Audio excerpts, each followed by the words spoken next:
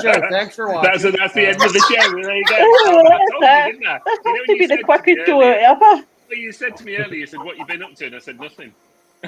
So, I mean, it's great to be invited on, and I've known quite a few faces here for a while. I mean, Wayne, we were just having a laugh at a Ouija board that I signed for you, 7, 8 years ago. Yeah. Lois, I don't know how long I've known you for now, but you've not changed at all in all the years that I've known you, have you? We've always had a giggle and a laugh. Yeah. But, you know, for me, I mean, it's along the pathway that I've met some wonderful, wonderful people, and people who are not only sort of work colleagues, as I refer to them, but also very good friendships as well. And I think this is one of the things about sort of the paranormal community, you know, and the time that I've been in it, you know, I've lost count now. I mean, I tell people 35 years or over 35 years. And for me, you know, it's always been a big passion of my life, the whole para unity, whatever you wish to call it, you know, the metaphysical side. And what I enjoy is basically sharing my knowledge with people, giving people that knowledge, what I've gained after so many years. I mean, you know, without boring people and going on too long, you know, I remember being a child and still doing readings for people, having a bit of fun with tarot cards and Ouija boards. And, you know, I still use them even to this day, you know, and people are quite shocked in a way, you know, especially when you mention the word Ouija boards. You know, everybody runs and hides under a table and, you know, puts a crash helmet on because they just think, oh my God, why do you use them? But, you know, I've had some really, really good results from things like the Ouija board, psychic circles, whatever you wish to call them, talking boards. There's so many names now. And I've had really good results from it, you know, and even privately, you know, if friends come round to their house, they always want me to get the board out and we have a bit of fun with the board, you know, and see who wants to communicate. But, you know, it's one of the things that I've seen over time in all the years that I've done this is the development of other people. And it's one of the things I enjoy watching people develop. I enjoy watching people come out the shell. And especially people who go, oh, I've got no ability, you know, I'm not used to this. I've never done anything like this.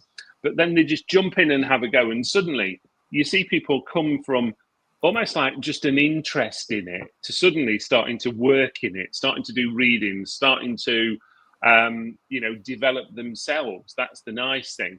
And I think it's not all about mediumship. It's not all about clairvoyance. It's not all about psychics. Some people just want to develop that paranormal interest, you know, and see where it goes. And, you know, one of the things I've always said to people about the paranormal, it is the unexpected. You just don't know what's going to happen with it in whatever investigation you're doing. But, you know, I've had a lot of pride really in being able to travel around, or not just over this country, but around the world, you know, as far as, you know, America, South America, Middle East, Europe, you know, and it's something I've loved, you know, and it's one thing that's always reassured me, and I've always said this at any of my shows, is remember, spirit will travel across water. They will go to wherever they need to go in terms of getting a message to a loved one. And that happens on paranormal events with me as well. You know, it's been known that when I've done paranormal events, where sometimes I might feel as though I need to give private messages to people. And if loved ones come through, I'll pass the message on. You know, it's no different in terms of, you know, what we're doing in terms of looking for paranormal life out there, you know, some sort of element of it. That I always tend to liken it in terms of when you've got a group of people together, you all send out this wonderful beacon of light, and lo and behold, the spirit world see this and they go, right, there we go, let's go and jump on them, let's go and have a chat, let's see what's happening. Okay. But I mean, I know I'm going off of a bit of a tangent here, but this is what I love about you, Barrie John. I mean, the last sort of, 25 years for me have all been like in the public eye in terms of television. And it's funny because I was just listening to a live that I'm doing. I'm doing a parameet up in Darlington for Kindred Spirit Investigations. Now, I was just watching their live before I come on. And she was mentioning about some filming that I did with Sky TV, which was basically the Moors murders, you know. And, you know, there's so many things I've got involved with, like police cases over the years, and not just police in this country, but police abroad as well. You know, and you touch on some very sensitive sort of areas and topics for people. You just have to be mindful about that in what we do, because, you know, even if I'm doing a reading for people, I don't know what I'm opening up at times in terms of their emotions. I don't know what information's going to come through. And you find this with people. Funnily enough, I did a reading for a gentleman earlier today in Florida. And he was saying, you know, some of the things what I've told him over the years, and he says, I can't believe what you've told me, you know. And he says, I come to you originally as a bit of fun, thinking, you know, oh, I'll just listen to him waffling on, and then I'll go, yeah, okay. But he said, the things that you've told me over the years, now bearing in mind I've read for him now for nearly 10 years, things that I've told him over the years, he says, when they come to sort of fruition, he says, I'm really quite shocked with it. You know, I don't know what to say when things are coming to fruition, things are coming true, what you've told me. So, yeah, a little bit about me. You know, heavily involved in television. I love it. I love the paranormal world. I love paranormal ghost hunts. I love anything to do with the paranormal. Anything really that is all about proving life after death to people. Proving that there's an existence. Barry John, I've got to say, I've had a reading of yourself a good couple of times, and the things that you've came out with, Barry John, and that's how I always know a good psychic medium is, because the things that you have touched on, you didn't even know about. You didn't even know me. No, and I mean, do you know, Lois, I think that's a really valid point, because people very often, when they book a reading with me, you know, they don't want to give me any names or anything. It's like, no, don't give my name, because he'll trace me, he'll look me up.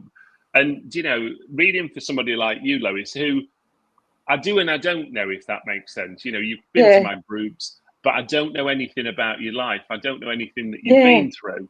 And it's things like that for me that really fascinate me, because I think, well, how do I know it? How do I know what's gone on in your life when I don't know you, if that makes sense? Yeah, and it is. I find it very bewildering with people, and it's one of the things I always say to people when I'm doing the show, when I'm doing a demonstration, and they go, well, how does it work? And I go, I don't know. I don't know how it works. And I still don't know how it works to this day. All I know is that somewhere in my mind, my mindset, my energy aura, whatever you wish to call it, I open up a doorway and suddenly it gets flooded. That's the only way to say it. You know, people are stood there waiting to talk to you, not to me. Yeah. I'll quickly go into the comments. Hiya, Nigel. Nigel for the North Pole. Hi, Nicola. Oh, God, it's that baldy bastard. Evening, folks. Sorry I'm late. Was emptying the paddling pool. You can't swim, you dick. Hiya, his paddling pool was full with Jello, and it was in his living room. So it was. But can I just honestly say, Scott, I still think Barry John's more handsomer than you are. And he looks well for his age. Oh, you don't have to tell me that. Even Scott knows I'm better looking than him. Hey, Lawrence. Hey, Iron Fire. Oh, right. Sorry, Barry John. Tom, you're the best looking. You are the apple of my eye. Hiya, Noreen. Iron Fire says, Allegiate is a brand name. I found out talking board is genetic. Hiya, Jacqueline. Laura says, good evening, everyone, and a special hello to both Lois and Barry. Thank you very much, honey. Oh, God, he says hiya again. You got dementia. God's sake, you're here. They're having a bit of a conversation. Laura says, my cat went missing and Barry told me where to look and I found them. Even that gave me shivers.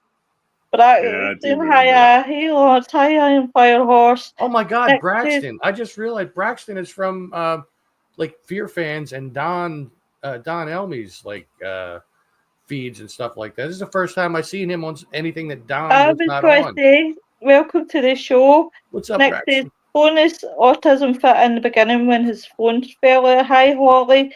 Scott says, I look better than a snooty. I'm afraid to ask, what is a snooty? It's a mankini. A snooty is like a hoodie, but it's made with bathrobe material. Okay. They're very So oversized. it's nice and comfy. Absolutely. Yeah, you can wear it in I, the house. You can wear it all day in the house instead of It wearing sounded it. like something sexual, so I was afraid to ask. And Uh, no, when you're wearing it. they're probably the most unsexual thing ever. They really are, and especially if Scott's wearing his. Wow. I feel like I Um, want one now. What's up, Heather? Studies Thing aren't is- comfortable. I just find them too warm. Yeah, I do. Like I I get always over- fall asleep in overheated. mine. Yeah, I always Like fall I've heard of a asleep. Snuggie, which is kind of like that. It's kind of like a blanket that you wear. Similar thing. It's- Similar okay. thing. It's imagine a hoodie, but very oversized, but very how would you say? Fluffy. Very sort of fluffy. Yeah, very fluffy in a So way. it's like Yeah. it's a hybrid of a hoodie, a cloak, and a bathrobe. And a Yeah. hot, Yeah. hot tank, Bingo. hot tank blanket. It's about that thick. Oh, I yeah. geez. thought No, I don't Lynn was want going that. to say Never they're mind. a hot tank top. I was going to say. Oh, Jesus. I've just seen that comment and I've Yep. chuckled to myself what you've just put up. Yeah. Oh my God, Lois, Scott versus Barry in a mankini. I'd definitely look at Barry. That's probably, Definitely. that's probably what Scott's been doing in his paddling pool tonight. He's had his mankini on, hasn't he? Yep, his Jello-filled pool that was in his living room. Absolutely, yeah. He Yeah. has Yeah. no furniture in his living room, just that pool and hardwood floors. And and one little light bulb. It doesn't even have like a housing. It's just a hanging light bulb. It's hanging by the wires. And he just sits there with his phone and watches the live feeds. Oh, for God's Oh, sake, this is dear. going to be some night. Some I night. know, you can see it. You can see it. But Yeah, yeah. I can see that myself. Yeah. But do you know what? I love when you come on because the energy just flows. I love it. The thing is, I always laugh with people and I go, I'm a talker, so you better tell me to shut up because I'll talk about anything. And it's one of the things I've done for years, isn't it? You know? Yeah. I don't know how you could do that. I could never do that at all. Me, ever. Really? No. Oh, he's full know- of shite. When you've had such a passion for it, and it's Yeah. like paranormal for me. I've seen so many things with the paranormal, and I've done so many events as well, and I have to say they've not all been active. If anybody thinks that, which is one of the questions everybody always asks, but when you've done so many events, you see so many ways of how to do things and how not to do things, and especially when people start bringing in pieces of equipment that Yeah. send me over the edge nowadays, because I think we've ended up now with paranormal events that are just full of electronic equipment now. We just seem overrun with it all the time, and it's a shame really because people forget to use their own sort of psychic abilities. Yeah. They forget to use the basics nowadays, and I think it's one of the things that I'll always moan about to people. Go back to basics. Just do what we used to do 30 years ago when I started out ghost hunting. It was a bit of fun when we used to go into old warehouses that were, well, you could just walk into them in those days, to be honest. Uh-huh. People enjoyed it. That was proper sort of ghost hunting to me. And it's funny because I've just seen somewhere, and I can't remember the venue, but I was looking online last night, and there's a venue that's started going out at nearly £2,000 a night for a ghost hunt. Jeez. And I think, that really is an expensive venue nowadays. But then all venues are expensive compared to what we used to pay many, many years ago. Yeah. Yeah, you Colchester Castle charged £2,000 a night. Wow. Do they?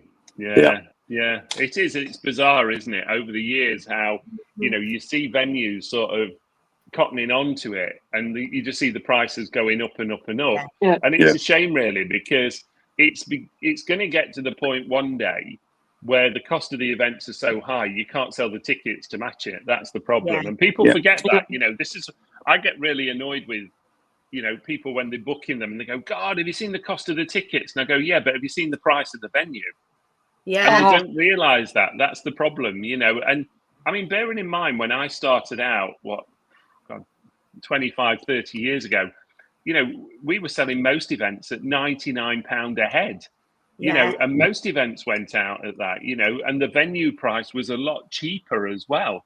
So people were doing very, very well from it then. But then obviously times hit hard, economies take a hit, and the cost of tickets or the price of tickets comes down. But unfortunately, the cost of venues just goes up and up all the time.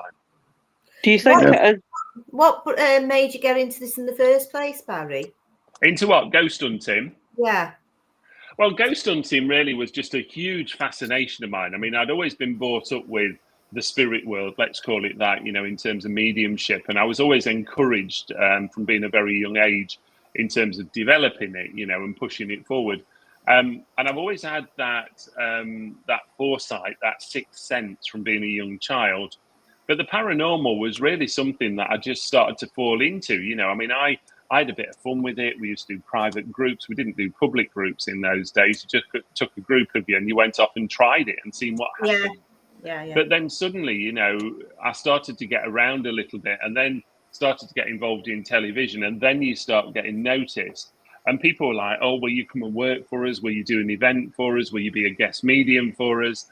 And in the end, I thought, well, yeah, absolutely. I enjoy it. I love it, you know. And for me, it was all about going back to what I said a few minutes ago, being able to prove life after death, to prove that there's something more in whatever context, you know. And that doesn't mean to say that I believe everything that happens. And that's one of the sort of rules that I have. I always describe myself as a skeptical medium because I think, you know, I still want proof. Even though I believe it, I still want proof, if that makes sense. Yeah. And I want to be able to still see things. I want to be able to make things happen, you know, all those sort of things where people have an experience. But then, you know, with paranormal events, and again, I'll always repeat this to people, you'll get out of it what you put into it. If you're not going to put anything in, if you're just going to go and sit in a chair in a corner all night, you might get something or you might have a very boring night. But if you participate and have a bit of, let's call it fun with people when we're doing it, then things will start to happen. That's the good thing about it. And that's why I always give people the opportunity on any of my events to either go off and do a lone vigil, to go and sit in a room on their own, to go off as a small group. I'll encourage that because, you know, and if I felt as though there was an element of activity, then I'd ask somebody to go and sit there and see what they feel, you know, and try them and see what they're picking up. Because I just think that we seem to be missing the beginning part of ghost hunting nowadays for me. And sorry to call it ghost hunting, it's the word that everybody knows.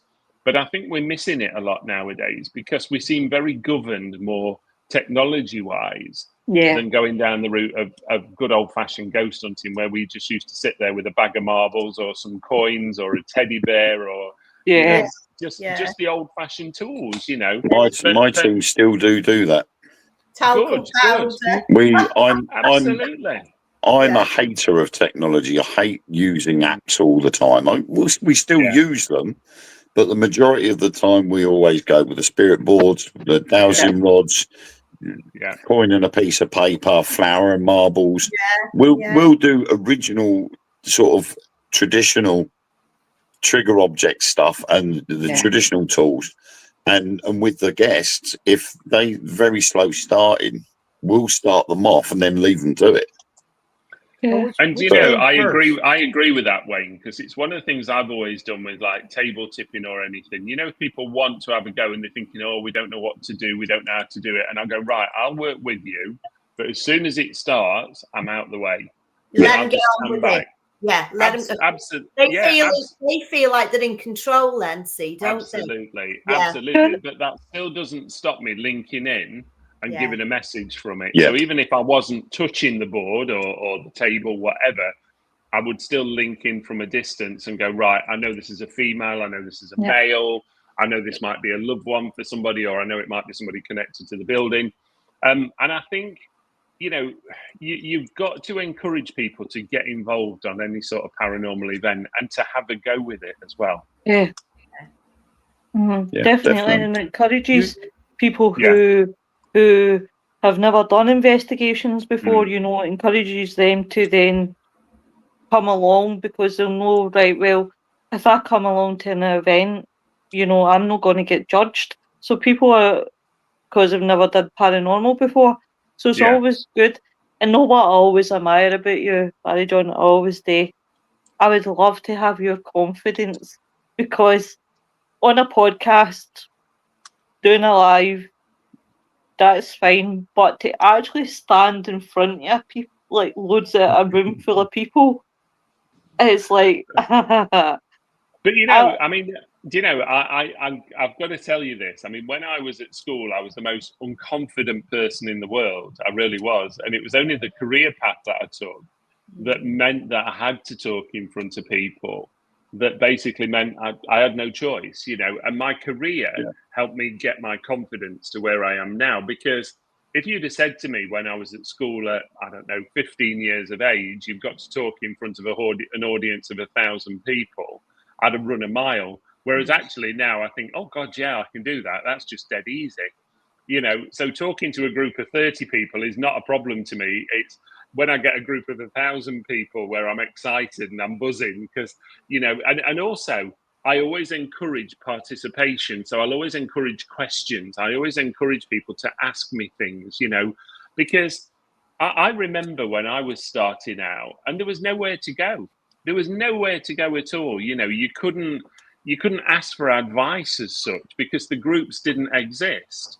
Even locally, even I remember, people and directing people to my local spiritualist church when they were starting out, because really it was the only place where you could go and get some support. But now, we've got a lot of people like me who do their own development groups. I've done face-to-face groups, I've done online groups. And I think it's not only about developing the individual's ability, it's about developing the confidence as well and giving them the confidence to sit and talk and to talk out loud to people as well. Yeah. One of the biggest fears of people, and I think you said it, Wayne, a few minutes ago, people are scared of getting it wrong. They're scared of getting it wrong. They don't want to call out in a video because they might be wrong. They don't want to give a message because they might be wrong. But my comment is, but what if you're right? You could be right. That's the difference. And, you can't have people come into events who, for me, are just coming for the fun of it, because it doesn't work for me. I want people involved in it and seeing what they pick up, basically, and taking it from there. Oh, definitely. Sorry, Tom, what were you saying, my love? Sorry, Tom. Me? Oh, well, it's a little far out now. Tom was just saying, I heard him say how handsome I was. That's what he was saying. I see what's happening. Stop. I see what's happening. No. So you use the term ghost hunting, you said, as they call it now, and it spurred a question in my mind. What came first, the term ghost hunting or the show of ghost hunters? Because I know a lot of people, like when you said stuff like that back in the day, they're like, no, we're paranormal investigators. Not ghost hunters. We're just investigating. And so, I mean, really, what came first? I think that's a really good question, and it's one that I love to mention, because what I find with it is when you start saying paranormal or a paranormal event, people have no idea what it is. Joe Public have no idea whatsoever. Yeah. And for me, when you say to them, we're going on a ghost hunt, they go, oh God, yeah, we want to do that. Whereas if you say a paranormal investigation, they almost think, it sounds a bit too much to me. It's a bit too advanced. So I think you've got to almost make it sensible for everybody in a way. But I agree with you on that. I like that. And I've got to say that the phrase ghost hunt comes first for me, not the program, I'm afraid. And either whatever you call it, you don't want me on that, because I'm the guy that's going to mess with everybody the entire time and think it's funny as hell. You know what I mean? Like, I'll be waiting around the corner or something, just come like, and I that's just my nature. It's okay. I don't mind putting them in the shins for you, Barry John. I'll get them for you. I don't mind at all. He's down there at the moment, you see. I can just tap him on the head if he keeps going. I'll just keep tapping him on the head. The thing is, as well, though, the terminology, when you've got a ghost hunt, that is specific. If you say paranormal investigation, it could be anything. It could be UFOs. It could be cryptozoology. Yeah. So you've got such a wide range with doing that. I prefer paranormal investigation. It could even be you have to specify it. Yeah. I'm just saying. Yeah. Yeah, Yep. yeah. There's a Not did you know? cryptids. But the thing Cryptids. is, that's no different to me saying I'm a psychic, a medium, or a clairvoyant, because it's that branding again, isn't it? And it's what Yeah. people understand. Yeah. If I say I'm a psychic, everybody will understand what I am. If I say I'm a clairvoyant or a medium, they'll go, "Ooh, what's the difference?" You know. And I think people get I'm a too large. hung up on titles nowadays. Who said that? I'm a large. It's all under I'm the more- same I'm umbrella, actually- isn't it? Absolutely, Lynn. Absolutely, it is. It is. And you could call it the metaphysical world. It doesn't matter. But I think what we have to get to is the point that people understand what we do as individuals. And for me, the be all and end all, irrelevant of whether I'm doing mediumship, whether I'm doing a ghost hunt, a paranormal event, whatever, I'm trying to prove life after death to people. That's the be all and end all for me in whatever Definitely. context. See, Yeah, so we don't. I always have to fall in love with the building. Wherever I go in there and it loves me, I love it back. No. You know, I always say to people, when you're doing a paranormal event, a ghost hunt, whatever, you have to go into a building, and I always call it going in naked, and that's not wearing a mankini. If Scott's still with No, that's wearing nothing. it's going into a building. Yeah, it's going into a building and feeling the building, sensing the building. You know, where do you feel drawn? You know, and I always say, forget about any history that you read online, because I can guarantee most of it is either made up or it's one person's experience in 50 years of something happening. And, you know, you've got to go in there with your own imagination. So, you know, don't go in there expecting to see the ghost of Charles I because somebody got it 100 years ago. It doesn't work like that. You know, the paranormal is so different nowadays. And I think for people going into it, you know, and remember, there's a huge following in this industry now, but there's a lot of new people coming into that industry as well. So it's not only about people with experience, we're still getting a lot of people who haven't got experience that want to learn how to do it and how to investigate properly for me. Okay. I mean, I was laughing at some of the things that Wayne said then about using flour. We used to put flour on trays. We used to put bowls of waters in room as well, put a bowl of water, marbles, you know, coins. I mean, good God, I forgot the amount of times we used to sit at the end of a corridor. You used to throw a coin and see if it would come back to you at some point. And we did that for years, you know, trigger objects, for goodness sakes, you know, we used to put a trigger object down and draw around it and see what happened from it, basically. You know, what did it move or not? Yeah. And I think those for me, I know that we've advanced. I know we've advanced. You know, we've got some fantastic equipment there, and all credit to people that are making the equipment nowadays, because I take that to prove, to clarify what we're all doing and what we're getting. But I still think that there's that element of basic awareness, what people need to understand and know about going into any sort of paranormal investigation, really.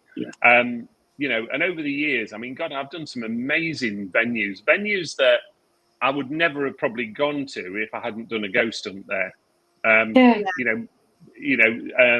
I remember doing Margam Castle in Wales. Loved it, absolutely loved it. You know, Ruthin Jail. You know, probably not far from you. It's amazing. Beautiful venue. You know, you've got so many of them. You know, Denbigh Asylum. You know, and there's hundreds of these fantastic old buildings that you would never ever see anything of. You know, and that's only in Wales, for goodness sakes. You know, there are so many more around the country. You know, and you've also, I mean, we did an event at Newstead Abbey, where I work, Newstead Abbey, a couple of weeks ago, probably about a month ago now. That's the one with Jacqueline. Yeah. And I mean, we had people travelling 2 to 3 hours to come and do an event with us still, even to this day. Yeah. I mean, that's phenomenal. And that's not just me. Please don't, I don't want anybody to think that they're just coming for me. This is people wanting to go to genuine events. They will travel to genuine events. If they see a group that they like, they click with, they'll travel 3 or 4 hours to get there. They have no problem with that. And it's funny because I went to a physical seance a few months ago of a gentleman that I know. And it was up in York. We had one lady who travelled all the way from Cornwall stayed over in Bristol, travelled up from Bristol to York to do a séance, which was probably no more than 2 hours long, and drive all the way back. Oh, You know, and that shows you just how much of a following there is in this industry, especially for things that are advanced, if I can refer to it as that. definitely. I mean, I did an event 3 weeks ago where we had to travel for 3 hours to get to the venue because it was up in Boston, in Lincolnshire. Mm-hmm. So we travelled 3 hours to get up there, and it turned out 4 of the guests had come up from London. There you go. So they travelled for even longer than us. It's phenomenal, isn't it? Yeah. Going really back to phenomenal. previous comments that we have made on previous shows, Bristol is another place that is here in the Philadelphia area that is also in the UK. We have Bristol Township here. Like I can get to it in like 10 minutes. So I bet I've got to mention this because now that Tom spoke, you see, I've got to mention this. So I work at Newstead Abbey. I work at Newstead and Welbeck Abbey, which are 2 monasterial buildings near me, and they both go back. Well, one of them goes back to the Doomsday Book of 1053. But I've got to say, Tom, I have Americans come into those buildings, and the first thing I do is go touch that wall, and they touch the wall, and they go, "Why have you told me to touch that?" And I go, "Because that's nearly 1,000 years old, that brickwork of that building." Wow. And you know, they can't get the concept in the mind of how old it is, because obviously for you guys, America is fairly new. You know, it's you know, you've got some tremendous history. Don't get me wrong, but remembering a lot of your historical buildings came from here. Came from the UK, you know, and they were moved over. And people love it. Americans love it when they touch a wall. Yeah. I mean, even here, when we get something that's like a few hundred years old, or even, you know what I mean, like something that goes back to the 1700s. Like there's at the park that I work at, there are the remnants of a ferry that goes back to the early 1700s. And when I'm there, I'm just like amazed, and it's it's phenomenal, isn't it? You know the trace of history nowadays, and I mean, I'm going to be honest with you. I couldn't stand history when I was at school. I hated it, really hated it.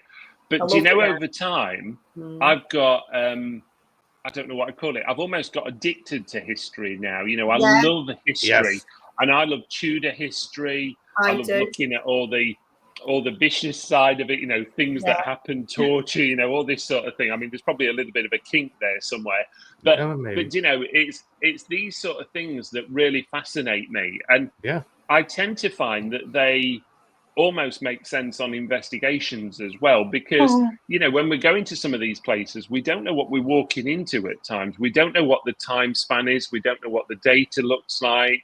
And I think it's so important that when you're investigating, you record things that are happening and things that have happened, especially names and dates, so that we've got an element of traceability. And I don't want anybody to think that, for me, I read that before I go on an investigation, because I don't. I'm not interested in it, if that makes sense. It's exactly what I said a few minutes ago. If I'm going into a building, I'm going in and I want it to be my first time walking through that door and going, this is what I'm getting. And this is where, for me, I've found it really difficult when I film shows, that, you know what it's like when you're filming something, they're not bothered about the content. What they're bothered about is, what does it look like? And, you know, I've done investigations for filming when they've been filmed, and I've walked into a room and they've gone, "No, you're going to have to walk out and walk back in and do that bit again." And I go, "But it doesn't feel the same now." Yeah, now it's scripted. Yeah, you took the edge off it, haven't you? Yeah, you know, and it's a bit like if I'm working with people and I'm going, "Right, what do you pick up?" And they go, "Oh, it could be a male," and then you go, "Well, are you sure?" And then they'll change it to a female, and I think, well, no, you said a male first. Are you really sure? And then they're like, "All right, now I don't know what to say." Yeah. And you see, that's the problem with mediumship, and that leads into the paranormal as well for me, because if you're not careful, you can easily change data, and you can change information that you're picking up. And that's no different to me doing a private sitting for somebody, or I'm doing a full audience demonstration. It's almost when you let in here take over, the mind, the imagination take over, and suddenly you see people creating things or inventing things that actually aren't even there. Sandbagging. It's like the whole power of suggestion. It's like you're telling yourself, when you're going out for an investigation, I'm going to see 20 ghosts, and then when you're doing the live, it's like, oh, there's a ghost there. Oh wait, no. Do you know, I remember well, a good few years ago now, and you probably all remember this, on iPhone brought out a Ghost Finder app on the iPhone. Yes. Oh, it was the biggest bane of my life. If I could have took everybody's phone off them and thrown them in the sea, I would have done. Because it drove me spare. Because somebody walking around with an iPhone going, oh my God, there's a ghost here. Look, it's blipping, there's a ghost here. And I'm thinking, oh my God, this is just making a mockery of what we're all trying to do here. And I'm sorry, you know, I am a grumpy old man now. You know, I'm probably even more grumpier than Wayne. I think you're telling me lies. You were never grumpy. I am. Actually. I'm getting there too. I'm getting there too. Exactly. Yeah, especially with grey in the beard. That's what does it. You see, me and Tom know what it's like. You see, but you know, I really get frustrated. Oh my God, he spoke. Do you know what? I didn't think Joe was real. Someone replaced the batteries. This is Joe. He's lovely. He's lovely. He is. He's just quiet. You know, it does frustrate me because I just get frustrated, not for me, but for the people, because I think you've just spoiled your whole night. Yeah. You know, you've spoiled your whole night. Yep. Oh, come. Sorry, Barry John. Ironfire says, a shoddy for wearing at the underground hobbit brothel. For your some women. Hello, Sarah Tracy. Laura says, come live with me for a week then. You'll wear a sniddy Lois. Oh, definitely. Hell no. Ironfire says, I have a big fluffy hoodie with a big pocket on the front. It's called a She's laughing. Braxton, hiya. Humongo. Oh, Humongo. Son Humongo. of the... I thought that, and then I said I don't want to say it because, you know, people could be very PC these days. Well, only the people. Son of the naked Bigfoot. Hey, Jason. Lord says, how many people are in the group for $2,000? I can imagine quite a few. Hey, Kate. Hey, Kindred Spirit Investigation. Ironfire, we were ghost hunters when we were kids, or bear hunters, or treasure hunters. Hey, Jamie. I like that, bear hunters. I go on investigations, and it's always the building that draws me in first. Still have the building. Kindred Spirit Investigations says there is a huge following for ghost hunting paranormal investigations. Our team guests from all over the UK. We're very lucky. I want to give a quick shout out to Kindred Spirit, by the way. This is Mel. Mel's doing an event, which I'm doing actually, in Darlington, and it's at Walworth Castle. And it's going to be one of these lovely parameets. It's in November. I'm going up, and I'm only there for really the first day, but then I'm staying over into the second. So if anybody's interested, get in touch with Kindred Spirit. That's in Darlington, which is obviously up north from me, in that direction. And get in touch with Mel, but by all means. Definitely. Ironfire says Canada has very few buildings. Lucky if they build one that can survive 50 years. Ghost. Hey, Kevin Kerr. Mark, hey Mark, hope you're well. Having a sneaky listen at work. That's more than good. Hey William, how you doing? When you go back to the prices of places, when I was working with Most Haunted, I managed to get us into Colchester Castle. Now they originally wanted to charge £2,000, until I turned around to them and said, no, it's for a public investigation. And they downed it to £1,500. But the funny thing was, the insurance, the public liability insurance that they demanded we had, would only cover us for 30 people. And I turned around and said, how can you condone £1,500 divided by 30 people? You know, it's ridiculous. And in the end, it was taken out of my hands. They charged £85 a ticket. Jesus. And they upped the insurance to cover for 90 people. Wow. And they got 84 people turned up. Yeah. Do you know, I did a program called Haunted Leads. We filmed it obviously in Leeds, and one of the venues we used was Temple Newsome. And Temple Newsome, when we went to that for a private investigation, for public going, not filming it for TV. And I remember they wanted £2,500 for 3 rooms. That was it. That's all you got was 3 rooms. And it cringes me because it upsets me because we all want to get into these fantastic old buildings, but they make it so difficult. And the other thing I've seen over years is you'll find somewhere that's a really good venue. They might go, oh, it's £200. But as soon as they start clocking on and thinking, actually, people are booking this, we want to up the price. And that suddenly goes from 200 up to 1,000 overnight. And I just think it's such a shame. And then what they do, I don't know about over in America, Tom, if you can tell us, but over here, one of the things that I find, they govern you so much on numbers now, whereas before, they never used to govern you. You could almost take as many as you wanted, as long as you were sensible with it. Yeah. And I don't know what it's like in America, Tom. Do you find that you get governed a lot? Well, see, I don't really go on many investigations and stuff like that. I've not really been on any official ones, just a couple with some friends and stuff like that. But I do have a lot of friends, even in the local area, who are involved in that, and they do complain a lot about the prices and stuff. Now, I mean, there's certain events that are special, like at old I can't remember what it's called. There's like an old psychiatric hospital that's not too far from here that people go to, and like all the proceeds just go to the hospital itself, like to help with the upkeep and stuff like that. So they don't charge a terrible amount, but I know that they do complain about what they do charge. And when it comes to hotels that are in collaboration with that, of course, they're going to, the more people that they're going to get, the more they're going to up the price, because they know that there's going to be a cap of how many people are going to come. And But that's why many people don't want to book these places, because really, who's got the money these days? Sorry, guys, I knew this was going to happen. All right, we've got 15 more minutes. So by the end, I'll be like, I mean, we've had that problem when we've been filming for Truth Beyond Paranormal. We've been going around to places and saying, how much do you charge? And they go, oh, well, we'll do you this, this, and this for £300. And it would be like, right, okay, but that's only a quarter of the area that you've got. We're going to try and do this to promote your venue, not just to paranormal teams, but to visitors during the day as well. So we're going to be putting that out there. So surely can't you come down in price or give us a little bit more access to the rest of the building?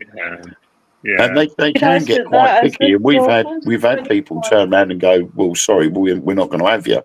Or they've just put the price up so high that we've just turned around and said, look, we're not funded by anybody. We pay for this out of our own pockets. So I'm sorry, but we're not going to come to you. And a couple have changed their minds. The thing about it is the venues, see if you really think about it, in the prices that these guys are charging and what you are pricing the tickets at, that doesn't really cover your overheads. So really, what you're walking away for the building, really you're not making nothing. We don't charge that much though. We only charge an extra £5 or £10 on their cost price. Because we provide food and snacks and stuff while we're up there. But I think the biggest bugbear is when they stand there and say, well, this is the price, like it or leave it. And you're like, well, there are other ways around it. But we work our way over it. Yeah, I just find it a real shame, that you see so many people wanting to do this, wanting to get involved in the paranormal. And I just get upset for people that they just can't do it. It just doesn't work anymore for them. I mean, that's why we try and keep our ticket prices as low as possible, because then it makes it more affordable for people. I noticed something, I don't know. I started doing the paranormal stuff back in 2019, right? And I went to like Paracons and all these things, right? And they were fairly cheap back then. Now it's like to go to some of these Paracons, you got to dish out $100 a person. Yeah.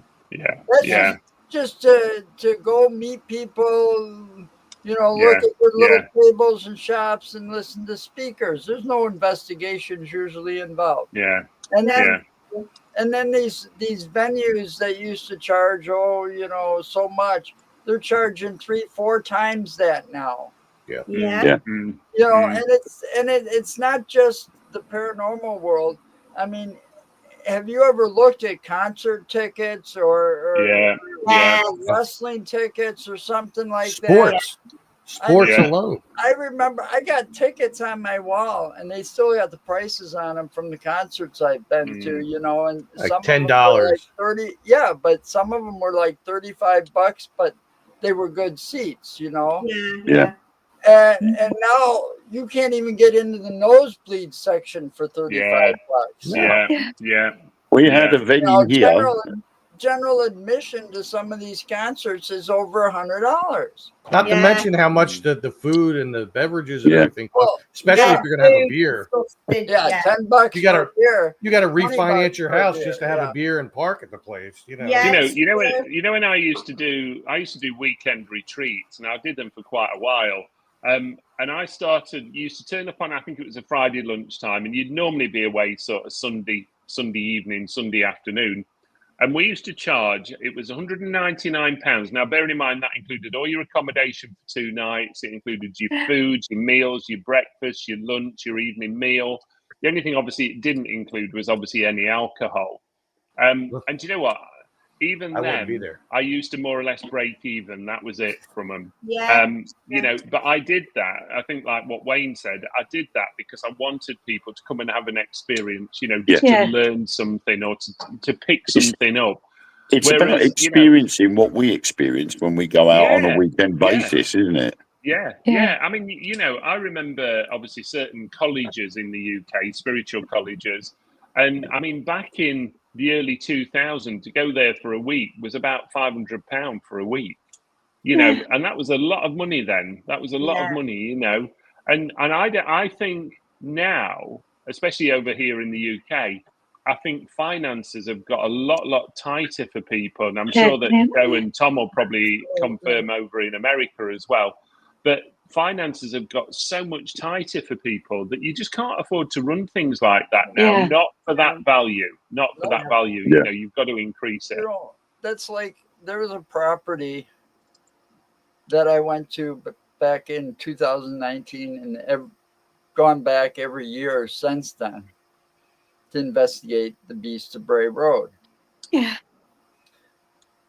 Because of the things that's happened over the years, the man that owns the property has started charging people.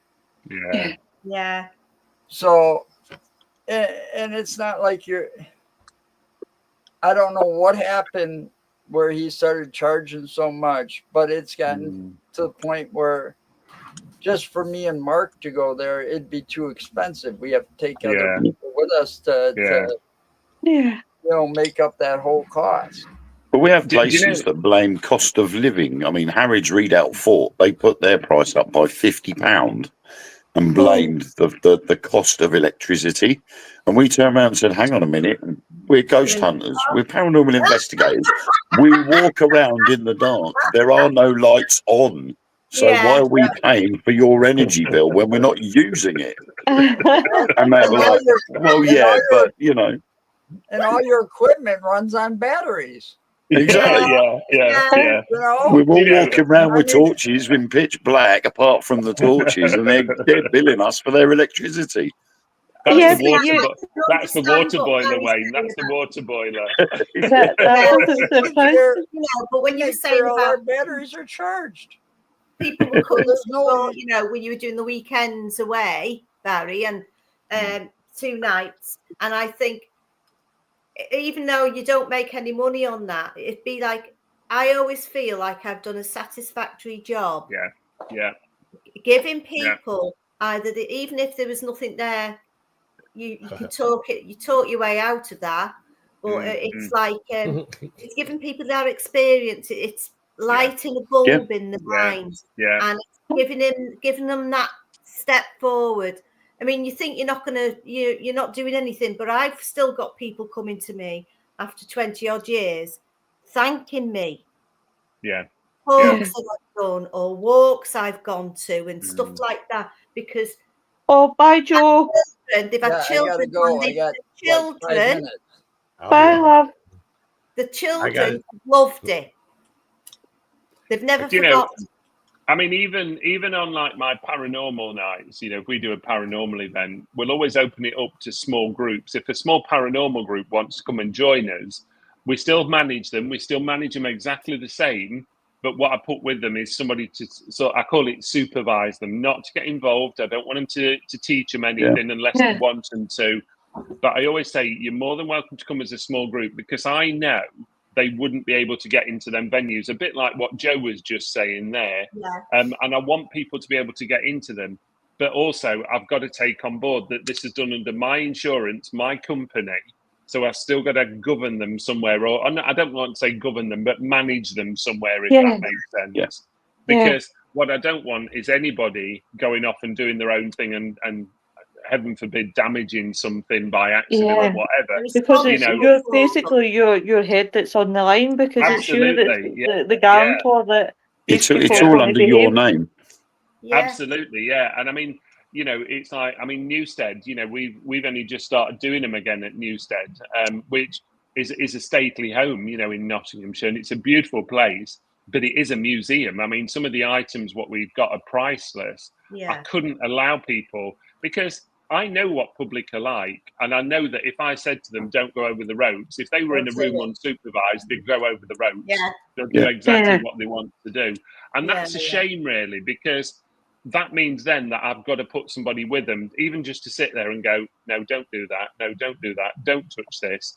And that's a shame, because we shouldn't have to do that. But as I say, go back to what I was saying and picking up on what Lynn was saying, there's groups that couldn't get into these venues. They wouldn't be able to afford to hire them, or they wouldn't even get into them because they wouldn't allow it, that want to experience it. And I think that's the good thing. I'm more than happy to support any group. If somebody come to me and said, there's 10 of us, we want to come on an investigation, but do our own thing, I'd go, absolutely fine. If you want me to come and join you during the night, I will do. If you don't want me, that's fine. I'll just stick with the rest of the people.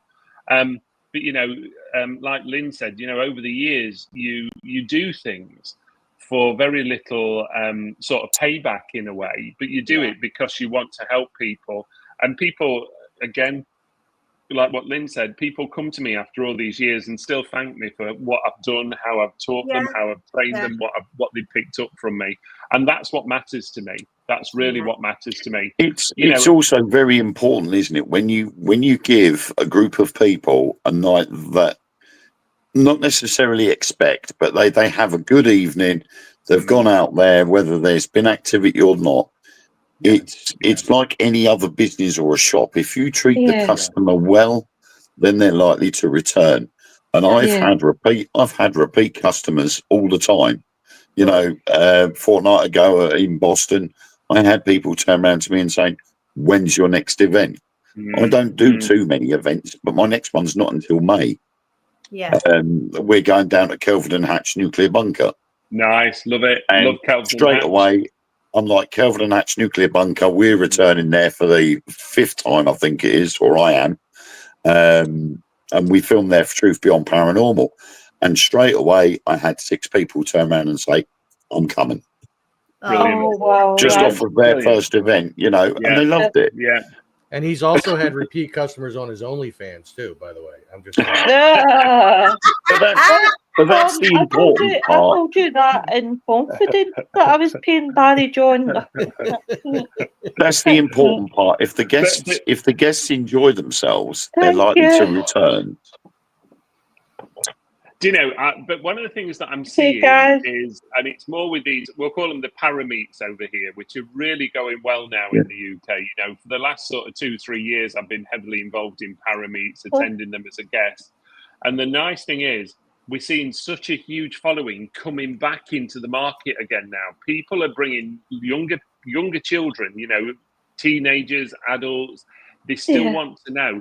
And that's what we need. We need that. All of us need that. We need that continual following to keep this industry going. I mean, good God, I've been in it now for over 35 years. There's not many people who have been in it as long as I have now. I know there's others that have probably been in it longer.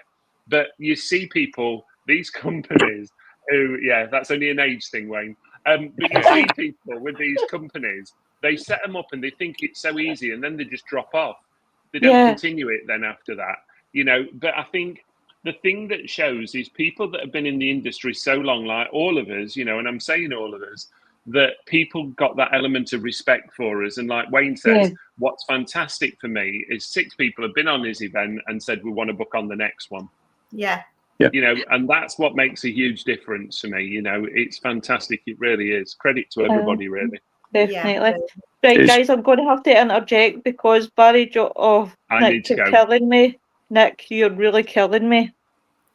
Nick. Nick's just arrived as I'm shutting down the show. What's up, guys? Later every week.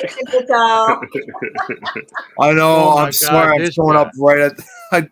I'm sorry. I'm showing up at the last minute. I had a really rough day today at work, so I just wanted to come on just for a few minutes, even at the least. So it was like. Well, I'll tell you what. I'll see Barrie John off, and if you guys want to stay on with me for a bit longer, because I feel terrible. I'm just cutting it, and then Barrie's got to go quickly. 2 minutes, Nick.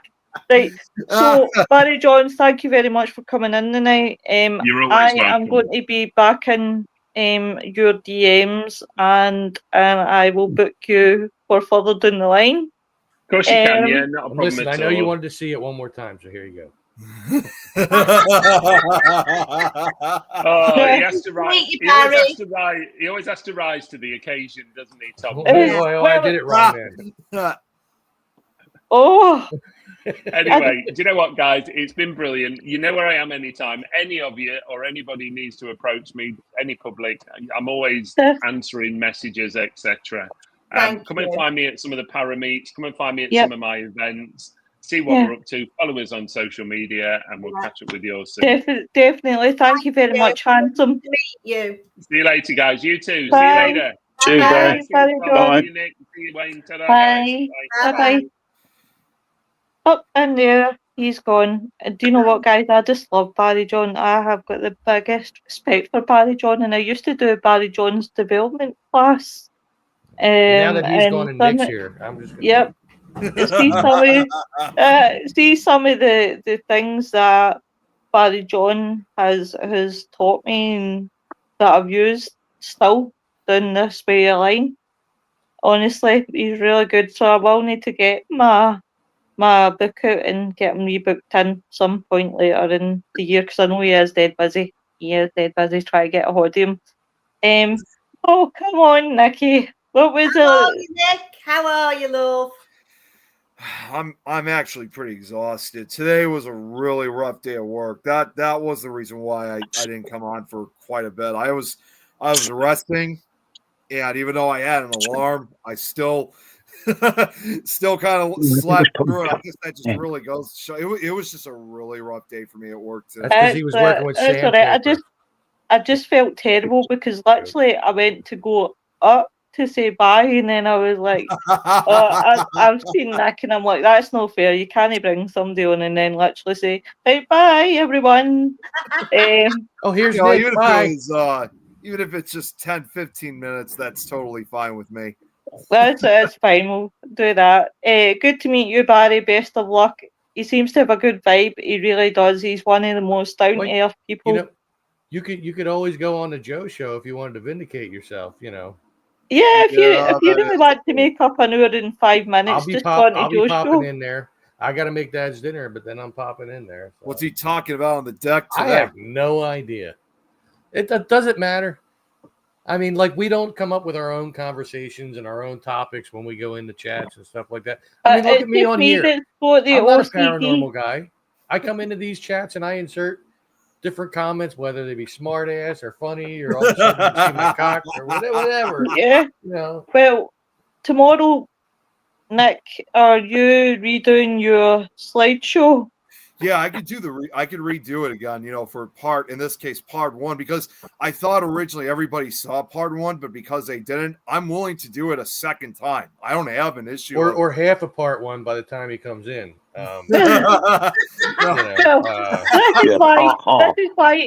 is why I said there was 2 subjects tomorrow, because I wasn't quite sure what was happening. So I've put time slips in dimensions, and obviously I've put your slideshow.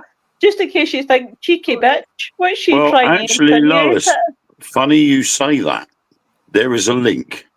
Okay, time slips and portals has taken us back to Nick's part 1. Oh, yeah. I like how you did that, Mr. Seaton. Hey, Andrew, how you doing? However, unfortunately, I'm going to be out investigating with Mr. Gary Fields tomorrow night. Well, I'll just tell that Mr. Gary Fields you cancel. You need to stay in with me. He doesn't want to. He's parking his camper van on my driveway. So it's like you can't escape him. He's just there. Oh, hats off to him. I mean, that's one hell of a journey. He's coming all the way from Liverpool down to mine in North Essex. Yeah, he's coming from 11 miles away from me. He is. Yeah, so he's leaving literally first thing after. I think he said after the schools are finished in the morning. So as soon as he's done his job in the morning, he's going to be making his way down, and then we're meeting up at the venue. So, but it's going to be a good night because I've wanted to go back to this church for a long time. I was there 30 years ago. And we did a Ouija board in what used to be the altar. And we used... You were like 5 years old when you were there last time, 30 years ago. No, I was almost 21. I'm older than you, Tom. Well, duh. But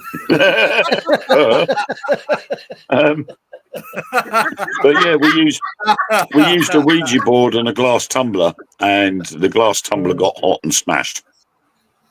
So we said, "Now we're going to leave now because whatever it was didn't want us there." So we literally just left the glass, took the Ouija board, and ran. Wait a minute. 30 years ago, you were almost 21. Well, you're 50, aren't you, Tom? Yeah, I'm 51 in August, 20. and I'm 51 in August. Man, so I'm slightly older than you. You must have had a rough life. I think you're getting yourself confused. That was back when you were 35 years old and divorced and living out by the river. No, I was not 35 30 years ago. I would say it's military life that's done that to me. It's a hard paper run. Andrew says, I'm doing well, thank you. That's good. That's definitely good. So that's what I said for tomorrow night. So that's what she said. That's not what you were saying. Well, you said that's what I said, so I said that's what she said. That's come on now, keep up with this. I lost my earbud. Now I can't hear anybody. There we go.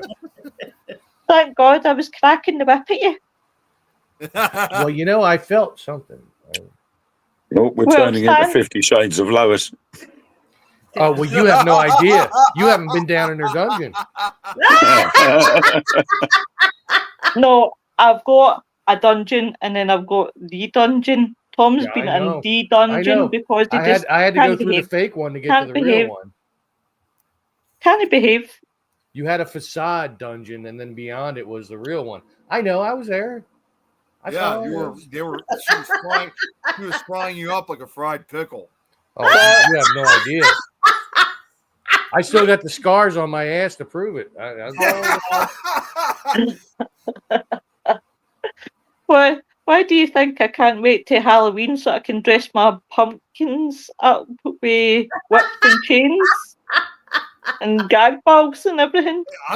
I'm still waiting for time to dress up like Pickle Rick for Halloween. You know what? I mean, listen, just because I sound like him doesn't mean I have to look like him. I mean, But he's like, right, guys, I'm really going to call it in because I'll end up with new voice again. Sure. Okay. Although I got to say, speaking of your voice, it's been really, really good the whole damn show. Yeah. So it's getting I better. know. Don't jinx it, please. No, I'm just letting you know it's getting better. We can all hear it. Yeah. So have faith in that and keep going on. Yeah. I will. You watch. I will. Yeah. Lois will come off the show now. She'll cough and lose her voice. Yeah. See if I do, I'll be knocking your door in Colchester. I'll be like, hello, motherfucker. Well, it's a good job. It's a good job I don't live in Colchester. I live in a town outside Colchester. So Oh, you Well, it can't be asshole. that hard to find. Well, they Harder, can look harder. forward to Sunday morning when Gary Fields is snoring in the middle of the day in his camper van. Oh, real quick. Speaking of people named Gary, that was the guy's name that you had on the show, right? Barrie Gary John. Alden? Wait, the Gary Alden, or what was his name? The guy that lives in the over by the Manson murder house that we had on here. Tonight. No. Back. Oh, Tom. Gary Fields. You're asked Gary Fields. Gary No. Fields. Oh my God, you're gonna make me look it up real quick. The dude that lives in the house that was built right next to the Manson murder house that you had on the show. David Oman. David Oman. So he was doing a live feed last week, and I went on there. I said, "Hey, it's Tom. I was on Lois's / Willow's show with you," and he's like, he read like part of it. He's like, yeah, whatever.